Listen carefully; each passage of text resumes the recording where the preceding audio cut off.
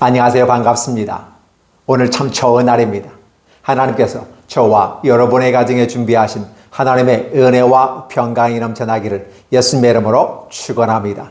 호세아서 5장 1절로 15절에 있는 말씀을 중심으로 하나님을 섬긴다는 것에 대해서 말씀을 나누고자 합니다. 15절에 이렇게 기록됩니다. 그들이 그 죄를 외치고 내 얼굴을 구하기까지 내가 내 곳으로 돌아가리라. 그들이 고난 받을 때 나를 간절히 구하리라 라는 표현을 쓰게 됩니다.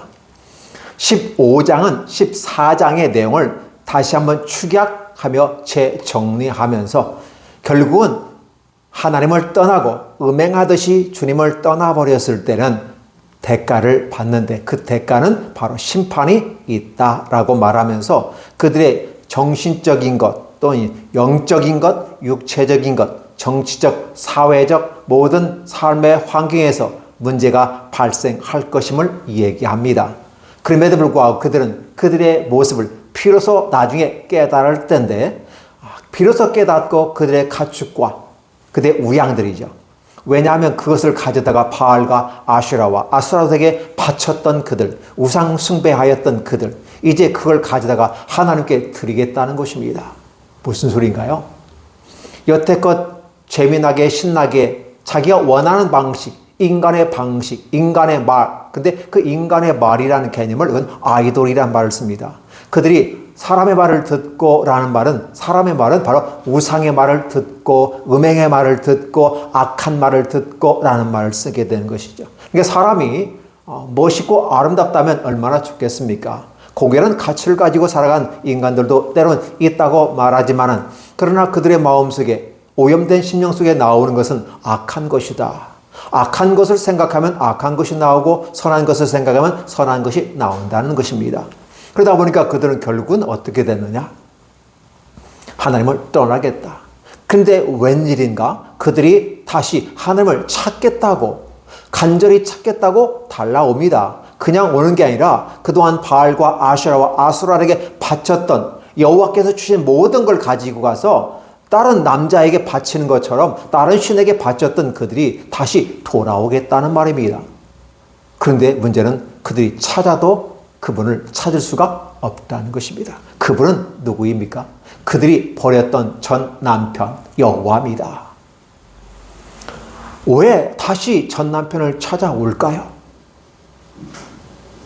내가 예전에 섬겼던 내 남편 여호와를 섬기는 것이 오히려 낫겠다고 판단할 정도로 그들의 경제, 사회, 문화 모든 환경이 극도로 악해지고 있었고 힘겨워지고 있었고 그러한 극단적인 선택은 국가가 멸망하는 상태에 있게 된다는 것입니다. 그래서 북이스라엘은 아수르에게 망하였고 남유다는 바벨론에 망할 것임을 얘기하고 있고 남유다만큼이라도 제대로 섰으면 좋겠다라는 하나님의 맛을 그들이 다 버려버렸습니다. 마치 큰 형님이 간 길을 작은 동생이 따라가는 것처럼 북이스라엘의 악한 행위를 남유다가 쫓아갔다라는 것입니다. 이러한 상황 속에서 하나님은 자기 곳으로 숨어버렸습니다. 하나님의 은밀한 아지트에 숨어버렸습니다. 그러니까 그들은 하나님이 없는 그 자리에 하나님을 섬기겠다고 오는 거죠. 선지자를 통해서 너희가 제사하지 마라. 내가 제사하라고 할 때는 안 하고 하지 말라고 할 때는 왜 하니? 하나님을 섬기는 것도 너희의 뜻과 너희의 마음과 너희의 생동으로 하나님을 섬기는 것이 아니라 하나님의 은혜와 하나님의 인도하심을 따라 섬기는 거야. 지금 하나님이 자신의 은밀한 아지트로 숨어버렸기 때문에 너희가 그분에게 제사 드린다고 해서 그분이 받으시는 게 아니야. 선지자를 통해서 누누이 얘기했어요. 그런데도 어떻게 합니까? 아니야. 우리가 섬기면 섬기는 거고 우리가 안 섬기면 안 섬기는 거야. 내가 여호와를 택할 수도 있고 바알을 선택할 수도 있어. 여전히 이런 오만 아집, 교만한 것들이 그들의 마음속에 있었다는 것입니다. 가장 좋은 방법, 이 15절을 딱 읽고 있으면 하나의 그림이 떠오릅니다. 어떠한 그림이 떠오르나요? 야곱과 요셉을 따라서 이스라엘이 75명이 들어가서 200만이 되는 엄청난 수로 늘어나면서 그들은 큰 시험을 당했습니다. 내가 너무 잘 나가. 너무 잘 나가도 문제가 되는 거예요. 갑자기 이스라엘 사람들이 숫자가 히브리 사람들이 늘어나니까 애굽 사람들이 두려워하기 시작하면서 그들을 압제하기 시작합니다. 이러한 상황 속에서 그들은 힘겨운 시간들을 보내고 있었어요. 그때 그들은 하나님께 부르짖었다라는 말을 우리는 들어보았을 것입니다. 그래서 하나님께서는 모세와 아론을 불러서 그들을 이끌어냈다. 그들의 음성을 듣고 끄집어냈다라는 부분입니다. 그러면 이와 같은 장면이 어떤 장면일까요? 애굽에 들어가서 그들은 그 애굽 땅에 취하였고 애굽 땅에서 만족을 누리면서 하나님을 생각하지 않았던 건 아닐까? 그런데 그들이 오히려 그 땅에 만족하고 그 땅에 정착하고 그 땅에서 만족하고 안주하려 할 때 하나님은 그들에게 때로는 환난을 주시는 것으로 나타납니다. 그래서 때로는 환난이 하나님께서 주시는 것처럼 이렇게 표현돼요. 하나님께 내가 일부러 준다라고 표현하는 것처럼 느껴져요. 그런데 하나님이 일부러 주는 것이 아니라 그 이스라엘 사람들이 그 하나님을 잊어버리고 있을 때 비로소 하나님은 그들을 어떻게 했다? 찾아오셔서 너희가 나를 찾아야 되는데 좋게 말하고 예쁘게 말하고 아름답게 말하면 듣지 않는 그들. 그랬더니 채찍과 인생 막대기와 채찍이라는 말을 쓰잖아요.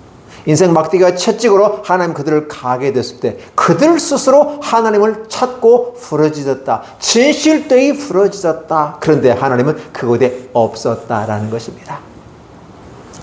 이 그림이 그려지면서 오늘 이 주일 예배는 하나님 앞에서 우리가 예배를 드리는 1년의 52주의 삶을 우리가 생각해보고 마지막 주로서 우리가 생각해 볼 때 도대체 하나님을 섬기는 것이 무엇인가를 한번 생각해 보기를 원합니다. 내가 섬기면 섬기는 겁니까? 내가 기다그면 기고 아니다그면 아닌 겁니까? 우리는 이렇게 생각하면서 오만방자한 태도로 하나님께 나아갑니다. 내가 11조도 하고 내가 주일 성소도 하고 내가 착한 일도 하고 내가 그렇게 해서 하니까 하나님은 내게 복을 줘야만 해. 마치 종교생활 하듯이 그렇게 한다면 그러나 종교 생활에서 우상은 그들에게 아무것도 주지 못한다는 사실을 그들은 깨닫지 못하고 있고 자기 만족에, 자기 탐욕에, 자기 욕망에 치우쳐 있었더라는 것입니다. 결국은 그러한 삶을 살다 보니까 내게 얻어지는 것이 아무것도 없다고 느껴지는데 즉 한 해를 돌이켜보면서 여러분의 손에는 무엇이 남습니까? 여러분의 삶 속에, 여러분의 손아귀에, 여러분의 계획 속에, 여러분의 그 깊은 생각의 바운더리에 뭐가 담겨져 있습니까? 아무것도 없는 것처럼 느끼지 않습니까? 허무하게 느껴지는 건 아닙니까? 인생의 속도가 갑자기 빠르게 느껴지지는 않습니까? 이러할 때 여러분들은 때가 됐습니다. 무슨 때입니까? 하나님께 돌아올 때가 됐습니다. 그래서 하나님을 섬길 때입니다. 그래서 오늘 저는 제목으로 하나님을 섬긴다는 것이 무엇인가를 한번 생각해 보았으면 좋겠습니다. 하늘의 큰 비밀과 천기누설을 하려고 말씀을 드리는 것이 아니라 우리가 하나님을 섬긴다라는 단어를 속에서 한번 살펴보았으면 좋겠습니다. 자, 하나님을 섬긴다. 하나님은 누구이신지는 여러분 다 알고 있을 것입니다. 그러면 하나님은 차후에 말씀을 드리고 우리가 하나님을 섬긴다는 데 포인트를 둬요. 그러니까 하나님이 존재 자체로서 우리의 섬김을 받으실 분이라고 하는데 우리는 동의하는 분들은 믿음의 사람들이고 동의하지 않는 분들은 뭐에 기초를 둡니까? 하나님이 중요한 것이 아니라 내가 섬긴다고 하는 그 자체가 중요한 거라고 생각한다는 사실이죠. 하나님을 섬긴다는 것. 그냥 사실은 섬긴다는 것은 그분이 계시고 그분이 내가 섬김을 통해서 그분이 기뻐하시고 내게 복을 주신다는 사실을 우리는 전제하고 즉 존재자로서 먼저 인정을 하고서 섬겨야 되는데 그게 아니라 내가 섬기면 섬기는 것이고 섬기지 않으면 안 섬기는 것이고 내가 인정하면 인정하는 거고 인정하지 않는 거야 라고 말하는 이러한 모습 가운데 우리의 섬김을 다시 한번 바라봐야 하지 않을까를 생각해 봅니다. 그래서 섬긴다는 말을 우리가 영어로 쓸 때 뭐라고 쓸까? 하나님을 섬기는 방법은 무엇일까? 서비스라는 말을 쓰게 되는 거. 우리 그걸 예배라는 말을 쓰게 됩니다. 예배는 말 그래도 예절을 갖추어서 절을 한다는 것이 예배입니다. 영어에서는 서비스 제공이에요. 어떤 서비스 제공할 것인가. 그래서 우리가 의미를 전달하는 것은 한 단어 속에 담아 있는 의미를 통해서 전달하는 게 굉장히 많습니다. 그 예배 드린다고 하는 것은 결국은 섬김의 모습이다라는 것이죠. 예배를 드릴 때 우리는 어떤 예배 드립니까? 대면 예배와 비대면 예배가 드립니다. 초창기 때는 비대면 예배라는 것이 있을 수 없어요. 초창기 조영기 목사님이 비디오 예배를 드렸습니다. 워낙 인기가 있다 보니까 그분이 몸이 한정되어 있잖아요. 말씀을 갈망하는 많은 사람들이 와서 비디오 예배라도 드리면 좋겠다. 그랬을 때 많은 문제를 발생했던 게 있었어요. 과연 그 예배가 인격적인 예배냐, 현장 예배냐, 아니다. 이런 말들이 나옵니다. 그리고 코로나 이후에도 여전히 대면 예배 드려야 되는데 정부에서는 드리지 못하게 막아버리고 백화점은 가는데 교회는 못 가게 만들어버리고 마치 코로나의 원상이 교회인 것처럼 호도하면서 악한 짓을 하는 이런 행위들을 통해서 우리는 결국은 예배를 드리지 못합니다. 그러다 보니까 어떻게 돼요? 주어진 환경 속에 적응해보자 라고 해서 우리가 유튜브 예배라든지 기타 다른 방식의 비디오 예배, 온라인 예배, 이것도 우리가 예배다라고 말하기도 합니다. 맞습니다. 예배는 예배입니다. 그러나 중요한 것은 우리는 살아계신 하나님 앞에서 예배를 드리는 것이기 때문에 대면 예배가 우선한다는 사실입니다. 그러면 대면 예배는 기본이고 정상적인 거다. 그리고 페이스 투 페이스로 우리가 얼굴을 대하여 사람을 대하듯이 우리 하나님을 대합니다. 근데 하나님은 얼굴이 없고 우리는 얼굴이 있어요. 그러면 얼굴과 얼굴을 대면한다는 것은 사실은 어려운 사실이죠. 우리는 어떻게 예배를 드려야 할까요? 마음으로, 사랑으로, 심정으로. heart to heart이어야 되겠죠. 그러니까 마음에서 마음으로 함께 만나는 것이 예배 아닐까? 그 예배를 드린다고 하는 개념은 결국은 얼굴과 얼굴로 대하며 사람을 대하는 것처럼 하나님은 영이시니까 영이 우리들의 마음속에 계시기 때문에 영으로, 마음으로 드리는 것이, 생각으로 하나님 앞에 드리는 것이 아름다운 것이다. 그래서 그렇게 됐을 때 인격적인 교제와 교통, 소통이 이루어지는 것은 대면 예배가 정상적인 거다. 그렇다 보면 비대면은 무슨 의미가 있을까? 부득이 어떤 특정한 질병이나 어떤 환경이 닥쳤을 때 내가 예배에 직접 현장 예배에 참석하지 못할 때 우리는 하나의 녹화된 상태에서 내용 숙지를 위해서, 그러니까 하나님과 교제, 교통한다기보다는 그 내용 숙지, 교육받기 위한 하나의 어떤 말씀을 전했는가라는 부분이에요. 그 말씀을 전하는 과정 속에 뭐가 있냐면 하나님이 우리 안에, 우리가 하나님 안에 들어가야 되는 이 상황이 설정이 안 되잖아요. 예배당에 갈 수 없으니까. 그렇다면 그 현장을 찍어 놓은 그 영상, 기술적인 의미에서 만들어진 그 영상을 통해서 우리가 듣게 되면서 하나님의 음성을 우리는 듣습니다. 비록 유튜브를 들으면서도 기도하면서 성령이 이 말씀을 들을 때 내게 감동을 주옵소서. 현장 예배에 참석하지 못했지만 그 현장 예배에 있는 것처럼 내가 이 병동에서, 내가 이 집에서 하나님의 말씀을 들을 때 은혜가 되게 하시고 성령이 내게 감동과 감화를 주셔서 현장 예배와 같은 특별한 은혜를 더 주옵소서라고 기도해야만 할 것입니다. 이러한 상황에서 우리는 비대면 예배보다는 정상적인 예배, 비어있는 자리들을 채워나가는 하나의 백성들이 이제 그 성전을 향해서 올라가는 그들의 기쁜 발걸음들을 시편 기자가 얘기합니다. 하나님을 향해서 얼굴과 얼굴을 대하는, 사람에서 얼굴을 대하는 그 모습으로 우리의 마음과 마음으로 하나님을 사모함으로 올라오는 그들의 발걸음을 하나님 대단히 기뻐하신다는 것입니다.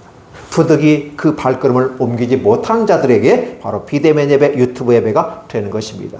그래서 저도 이 영상을 올리게 될 때 바로 그런 의미로 참석하지 못하는 분들, 연로하신 분들, 하나님의 말씀을 갈망하는 분들, 듣고자 원하며 진리를 찾고자 원하는 그분들에게 하나님의 말씀을 전하고자 영상을 찍어서 함께 더불어 올리게 되는 것입니다.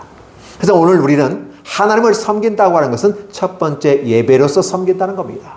그래서 예배는 미리 준비된 상태. 예배라는 것은 예절을 갖춰 절을 하잖아요. 예절을 갖춰 절을 한다는 개념은 섬기는 자의 모습이고 낮아지는 자의 모습이에요. 그러니까 마음을 다해야만 해야 하는 것이죠. 그래서 우리가 이런 마음으로 하나님께 예배하는 것은 참 아름다운 일이다라는 것입니다. 그리고 이 예배를 통해서 우리는 어떻게 된다? 하나님과 하나님을 만나는 순간이다. 이것보다 더 귀한 것은 없다. 에덴 동산에서 아담과 하와가 죄를 짓고 에덴의 동쪽으로 쫓겨난 그 사건을 기억하십시오. 하나님의 전전에서 쫓겨났다는 겁니다.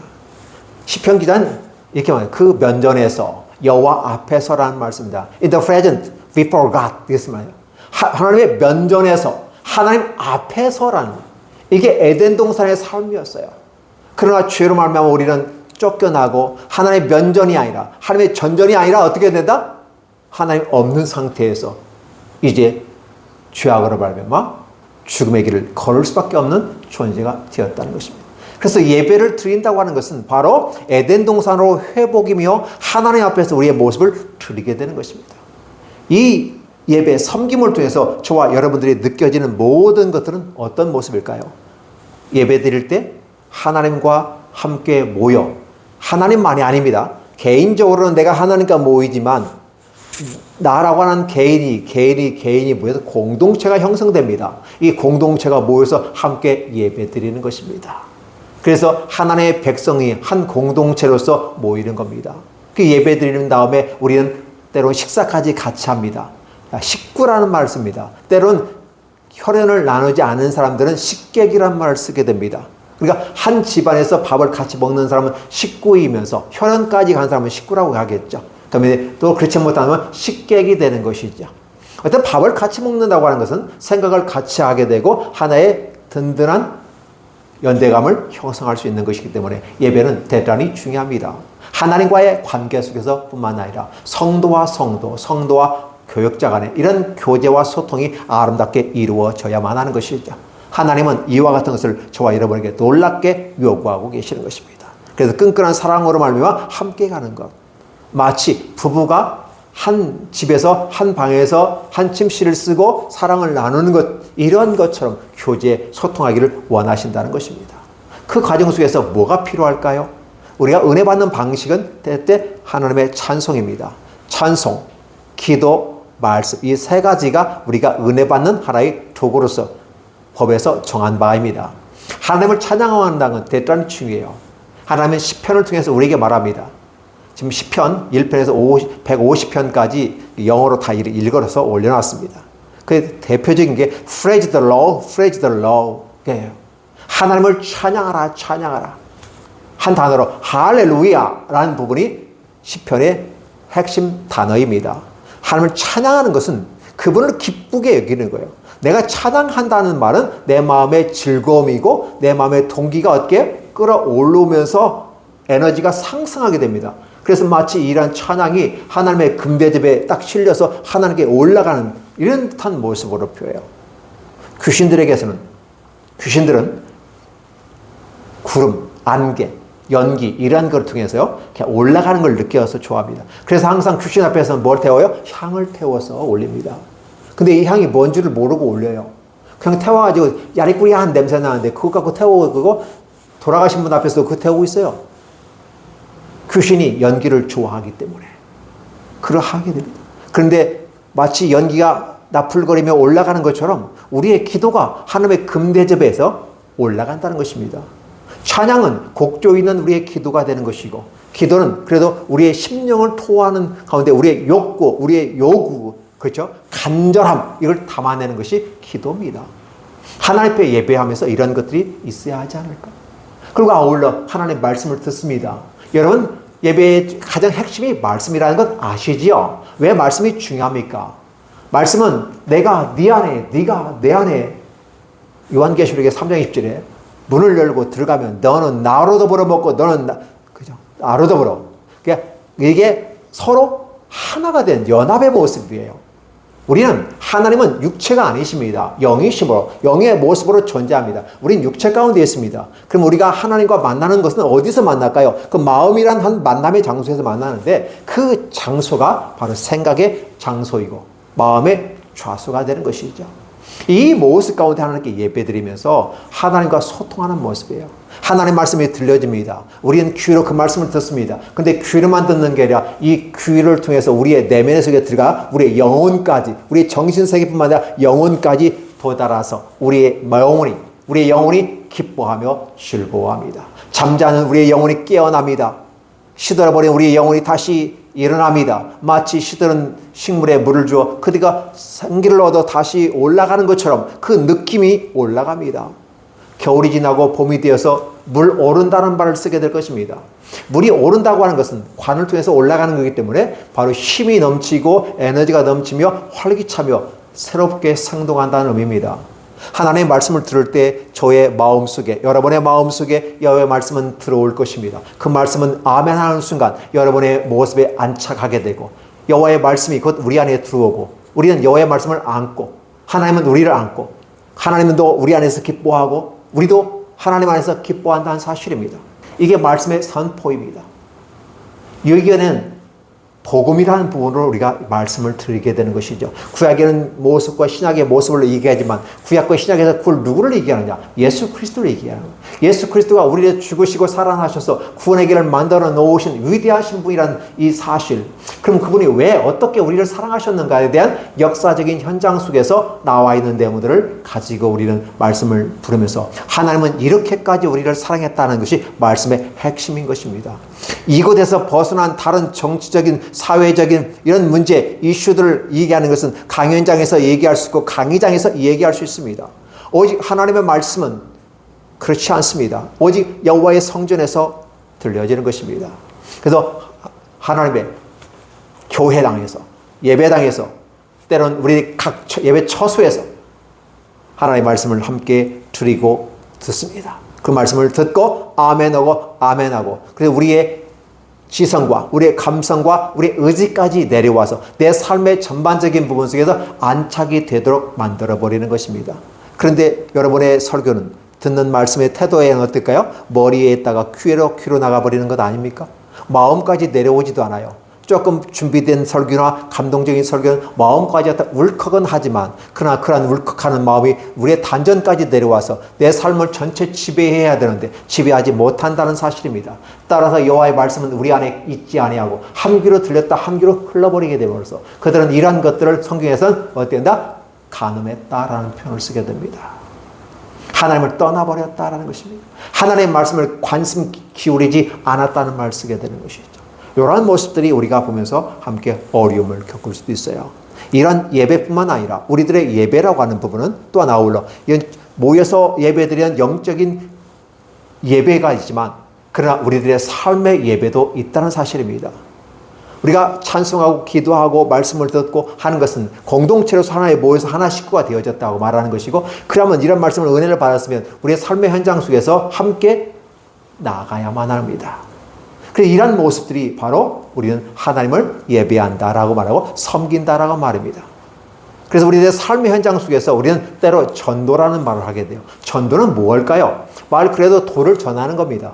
이걸 두 가지의 모습으로 보면 어떻게 돼요? 하나님의 말씀을 가르친다, 교육한다는 의미가 있고 아울러서 그 말씀을 따라 그들을 어떻게 인도한다, 인술한다, 여호와께로 이끌어간다. 그래서 와 보라 라는 거예요. 와 보라. 예수 믿는다고 하는 것은 강제로 믿어라가 아니라 믿고 안 믿고는 여러분의 몫입니다. 성령이 저와 여러분에게 있으면 여러분 믿지 말라고 해도 여러분 믿을 것입니다. 그러나 성령이 여러분에게 임하여 때가 되지 않으면 믿으라고 그렇게 얘기해도 믿지 않을 것입니다. 왜냐?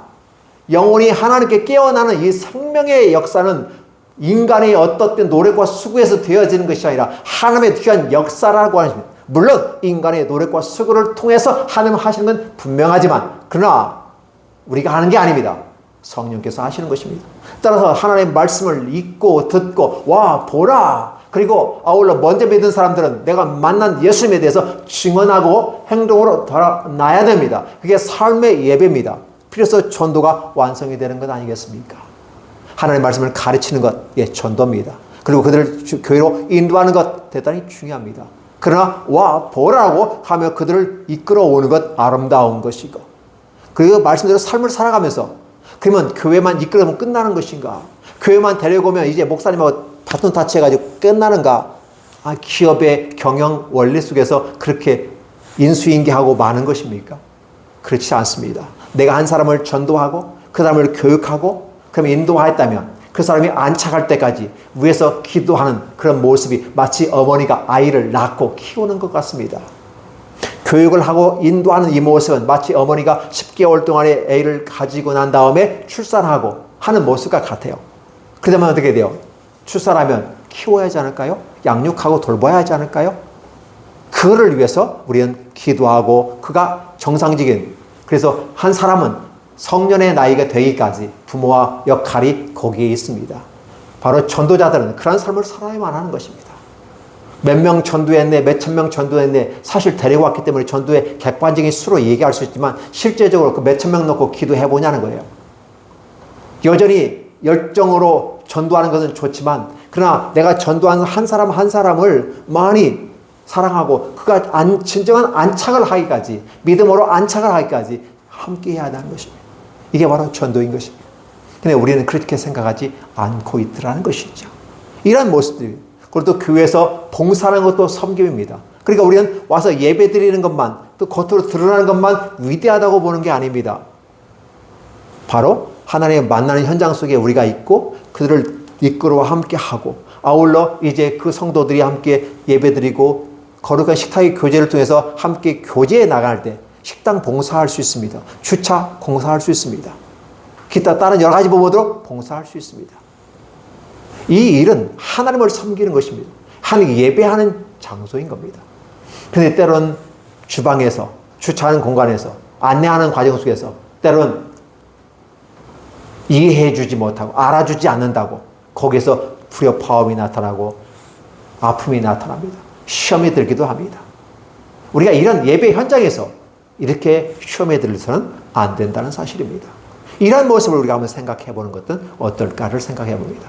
하나님께서 저와 여러분들에게 한 해가 마감하는 이 시점에서 나는 여호와 이전에 올 때 과연 페이스 투 페이스, 얼굴과 얼굴을 대하는 밝은 마음, 그리고 마음과 마음이 모는, 그렇죠? 모이는 그런 예배가 되는가? 찬송이 있는가? 나의 기도는 식어지지 않았는가? 하나님 말씀에 대한 열망과 사랑이 있고 그 말씀 속에서 내가 행복하고, 내가 밥을 먹는 것처럼 말씀을 먹고, 육체를 위해서는 밥을 먹지만 내 영혼을 위해서 하나님의 말씀을 듣고 그 말씀을 소화시키기 위해서 내 머리와 내 가슴과 내 단전에게까지, 그래서 그런 배설물로 내버릴 건 내버리고 영양소는 내가 다 흡수해서 내 몸에 이롭게 하는 것처럼 우리는 하는 건지, 그리고 아울러 나뿐만 아니라 이제 봉사하고 섬기는 모습들, 그래서 실내에서, 이 교회 내에서, 주변에서의 섬김의 모습, 아울러 교회 바깥에 나가서 전도하는 모습까지 확장된 모습들. 그러나 그 가운데 여전히 우리들의 삶의 모습은 예배라는 겁니다. 삶의 예배라는 것입니다. 주일 예배 딱 드리고 문을 나가는 순간 예배 다 끝난 겁니까? 이제 예배가 시작된 것이죠. 공적인 예배가 시작됐습니다. 그리고 한 주간의 삶을 통해서 우리는 그 예배를 마감하고 또 새로운 주일에 와서 하나님께 예배 드리면서 기뻐하며 즐거워하는 모습으로 나아가는 것이 바로 하나님을 섬기는 것이다. 그 하나님을 섬긴다고 하는 것은 단순하게 예배 한번 드렸어요? 시간 지켰어요? 이 개념이 아니라는 것이죠. 예배라는 것은 예를 갖춰서 하나님 앞에 절하는데 그 하나님 존전에서의 삶을 얘기합니다. 공적인 교회당에서 예배당에서의 하나님 앞의 삶, 공동체 앞에서의 삶, 또 자기 자신과 하나님 앞에서의 삶, 더 나아가서 공동체를 생각하면서 아울러 세상에 믿지 않는 많은 사람들에게 사랑을 베풀어가면서 내가 예수 믿는 사람으로서 나는 이런 삶을 살고 있습니다. 나는 이렇게 기쁘게 살고 있고 나는 이런 삶을 살고 있습니다. 때로는 내가 다른 사람보다 이렇게 성공하거나 앞서 나가지 못하지만 내 주어진 삶의 현장에서 비록 가난하고 힘들고 어렵고 조그만한 같이 느껴지지만 그 5달란트, 아니 1달란트, 아니 1달란트, 0.5달란트만 갖고 있는 그 상황 속에 있을지라도 하나님 앞에서 성실하게 살아보려고 노력하는 것은 진정한 예배자의 모습이죠. 오늘 저와 여러분들이 하나님을 섬긴다는 것을 굉장히 어렵게 생각하고 또 크게 생각하고, 그래서 마치 하나님 앞에 있으면서도 그 섬긴다는 사실을 본인이 인정하지 못하고 어떻게 함부로 하나님께 나가면 어떻게 함부로 복을 받고 어떻게 함부로 구원을 받느냐고 말하는 그러한 종파와 그러한 사람들이 있다는 사실을 기억해 주시기 바랍니다. 구원은 이미 주님께서 우리를 위해서 주셨습니다. 함부로 받는 게 아니라 그분의 은혜로 받는 것입니다. 우리는 그분 안에서 즐거워하며 행복할 권리가 있습니다. 그리고 우리는 주님 앞에서 섬겨야 되는 예배가 있습니다. 우리의 의무입니다. 이 모습이 저와 여러분에게 있기를 원합니다. 한 해를 마감하면서 도대체 우리는 예배하고 신앙생활을 위한 모든 것의 최정점에 있는 것은 바로 하나님을 섬긴다는 거다. 그러면 그 섬긴다는 것, 예배하는 것인데 예배가 도대체 뭐냐는 거였어요. 그렇죠? 그 예배는 바로 생명의 호흡의 만남이다. 하나님이 우리 안에, 우리가 하나님 안에, 그리고 내가 하나님과 함께 하나님의 존전에서, 그리고 공동체가 하나님의 존전에서 서로가 서로에게 책임을 져주고 함께 기도해주는 이런 끈끈한 식구가 되는 것, 영적인 식구가 되는 것, 하나님 나라의 공동체에 들어가는 것, 우린 그것을 교회라고 합니다. 믿지 않는 사람들이 교회에 많이 온 거에 대해서 어떤 분들은 얘기하기도 합니다. 그러나 믿지 않는다 할지라도 교회에 들어온 것만도 감사한 일이죠. 하나님의 말씀 속에서 듣다 보면 은혜를 받을 겁니다. 깨달을 겁니다. 아니, 때가 되지 않아서 그럴 수 있습니다. 그러나 여러분 기억해 주세요. 하나님의 때가 되면 저와 여러분이 구원을 받을 겁니다. 언제? 그때는 아무도 모르지만, 그러나 그때를 알지 못하기 때문에 우리가 무시로 전도하며 무시로 우리의 삶 속에서 그리스도를 나타나고 하나님의 영광을 나타내는 삶이 우리들의 모습은 아닐까 싶습니다. 자, 하나님을 섬긴다는 것 그렇게 어렵지 않죠? 편하고 아름답고 부드럽고 마치 엄마의 품속에 어린아이가 행복해하는 것처럼 몽글몽글로 가는 그런 아름다운 그런 좋은 이불에 쿠션이 좋은 곳에 두근히 안기는 것처럼 우리가 하나님 앞에 안기는 모습이 바로 예배이고 그분을 섬기는 것입니다. 정적인 모습에서 예배와 동적인 모습에서 전도와 섬김의 모습으로 우리가 나아가게 될 때 하나님은 기뻐하실 겁니다. 한 해를 마감하면서 저와 여러분의 가정에 이 하나님의 귀한 은혜가 있기를 원합니다. 그런데 우리 하나님이 오늘 15절에 뭐라고 했습니까? 숨어버렸어. 이래서는 안 되겠죠. 이 시대를 향해서 하나님은 혹시 숨어있는 건 아닌가? 어느 교회에 대해서는 하나님이 숨어버릴 수 있어요. 어느 공동체에서는 하나님이 숨어버릴 수 있어요. 어느 개인에 대해 하나님이 숨어버릴 수 있어요. 근데 간절히 찾고 찾아 진심으로 찾을 때가 온다. 그때까지 하나님은 나오지 않겠다. 달리 말하면 그들의 하는 행위가 음란한 행위이고 예배를 드리는 것 같고 뭐 하는 것 같고 뭐 섬기는 것 같고 뭐 하는 것 같은데 실상은 하나님과 관련이 없는 그런 행위들은 결국은 어떻게 된다? 하나님이 토해버린다라는 사실을 기억해 주시면서 주님께서 원하시는 하나님을 알미 없어 그들의 마음에 음란이 가득 차다 보니까 그것을 말하면 오히려 하나님 밀려난 하나님은 섭섭한 마음 가지고 툴툴대면 어디든가 숨어버린다는 사실이죠. 그렇죠? 이제 우리가 그분이 우리 앞에서 실망해서 툴툴거리면서 자신의 아지트로 숨기 전에 우리는 다시 주께로 나와면서 주님을 아름답게 섬겼으면 좋겠습니다. 우리가 하나님을 섬긴다고 하는 것은 기본 예배로서 섬깁니다. 23년도 지나고 24년도 새롭게 다가올 때 저와 여러분들은 예배로서 삶을 시작하고 24년도 예배로 시작하며 기도하며 찬양하며 하십시다. 공동체에서 이 것을 출발로 삼고 아울러 확장하는 모습에서 전도와 섬김으로 우리의 삶을 그래서 결국 우리들의 삶에 사랑 실천하는 우리들의 삶이 되기를 간절히 원합니다. 기도하겠습니다. 하나님 고맙습니다. 감사합니다. 한 해를 마감하는 이 시점에 마지막 주 52주 예배를 드리면서 하나님을 섬긴다는 것이 무엇인가 너무 어렵고 힘들게 생각하지 아니하고 쉽고 편하고 아름답게 주 품 안에 안길 수 있도록 축복해 주옵소서. 그동안 예배를 드리지 못한 많은 분들이 함께 이 현장의 예배에 참석할 수 있도록 복을 주시옵소서. 부득이한 경우는 온라인을 유튜브를 통해서라도 예배를 잘 드리게 해 주시기 원합니다. 주의 놀라운 사랑과 은혜 안에 우리들의 모든 삶이 행복한 삶이 되게 하여 주시고 23년을 아름답게 마감하며 24년도 새로운 해를 맞이하면서 다시 한번 주님과 함께 일어서게 하시고 주의 깃발을 들고 다시 한번 출발할 수 있도록 하는 축복해 주시옵소서. 예수님의 이름으로 축복하며 기도하옵나이다. 아멘.